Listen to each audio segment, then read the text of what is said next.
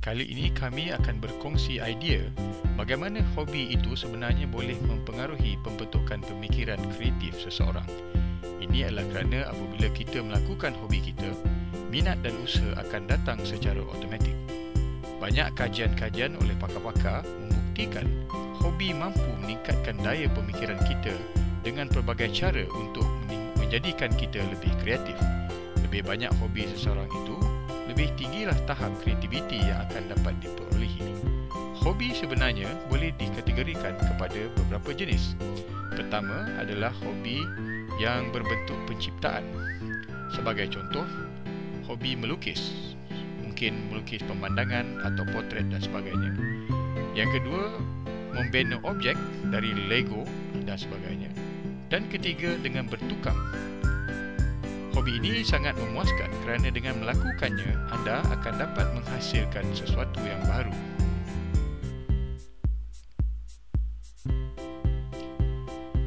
Jenis hobi yang kedua pula adalah dalam kategori permainan. Mungkin anda berminat bermain permainan yang memerlukan ketepatan seperti dart atau memanah, ataupun aktiviti yang memerlukan strategi seperti chess atau dam haji, ataupun hobi yang memerlukan kesenian halus seperti muzik dan sebagainya. Apapun, kesemua aktiviti ini membolehkan kita beriadah sambil membentuk pemikiran yang lebih kreatif. Seterusnya adalah hobi yang menggalakkan kita belajar.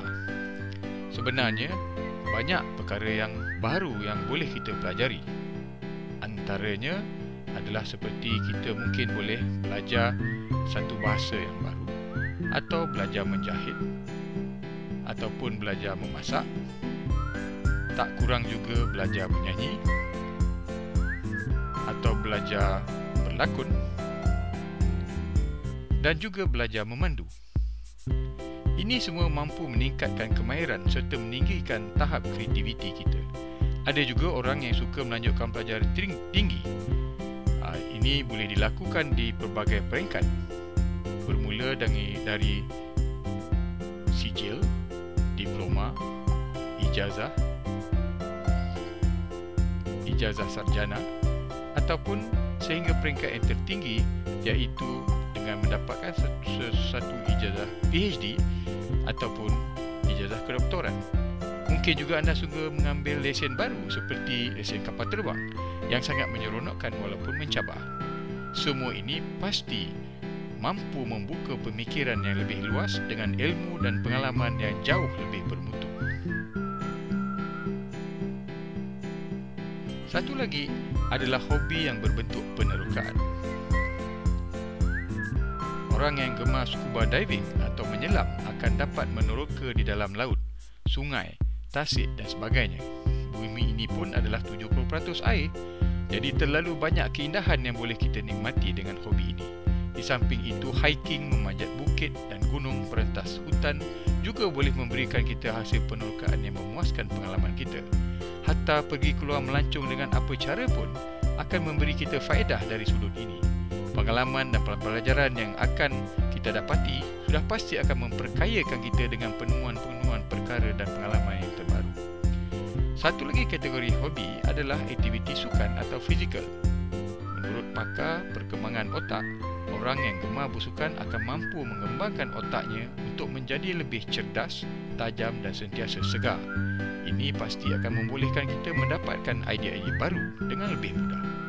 Pakar-pakar pengembangan otak juga telah merumuskan antara faedah melibatkan diri dengan hobi adalah di antaranya dapat menurunkan kadar stres, kerana stres akan menyekat pemikiran kreatif seseorang itu.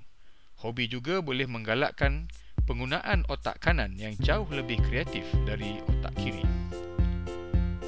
Ia juga akan meningkatkan rangkaian sinaps di dalam otak yang secara langsung membezakan antara orang yang kreatif dengan orang yang buntu. Hobi juga menggalakkan kita mencuba perkara-perkara baru, satu syarat untuk menjadi orang yang kreatif. Dan akhir sekali, apabila kita sedang melakukan hobi kita, kita akan dapat meningkatkan keupayaan dan daya fokus, satu lagi kriteria penting untuk menjadi orang yang lebih kreatif. Pada hakikatnya, pemikiran manusia adalah ibarat komputer. ia memerlukan input-input yang berkualiti. Ini adalah untuk menjamin pencambahan dan penajaman fikiran untuk menjana output yang juga berkualiti.